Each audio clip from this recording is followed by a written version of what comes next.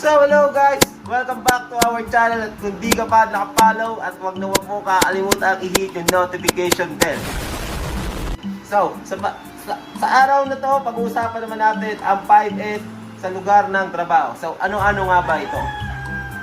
Ito ay ang Seiri, Seiton, Seiketsu at Shitsuke. Seito. So, simulan na natin yan. Kung ang trabaho mo ay ang parang kwarto mo, di ba? Magulo. Hindi mo mahanap ang mga gamit. Kailangan mo na ng 5S. Ang 5S ay isang Japanese system na magpapasimple, magpapabilis, at magpapaganda sa workplace mo o sa kwarto mo. So, ready ka na? Tara, simulan na natin. Wow naman! Wow! So, umpisahan natin sa Seiri o nangangahulugan sa salitang English na sort.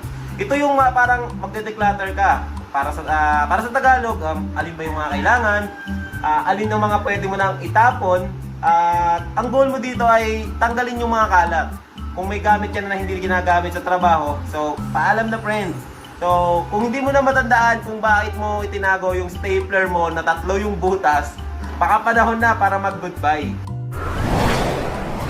So what's up guys, we're back at it again. Ako nga pala mag-explain sa number 2 at number 3. Ang number 2 namin ay Seiton. In English, it means set in order.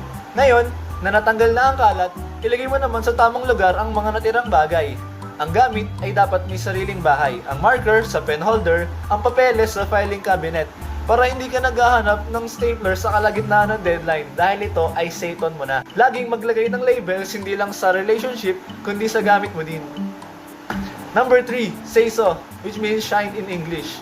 Dito naman, tayo sa maglilinis, pero hindi lang basta walis at mop, kailangan maging habit ang pag-maintain ng kalinisan.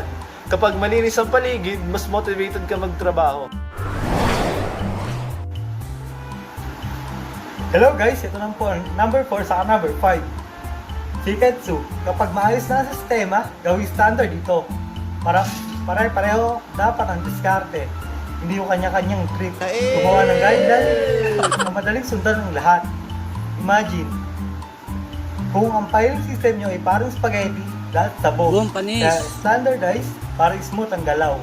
Number 5, Shitsuke.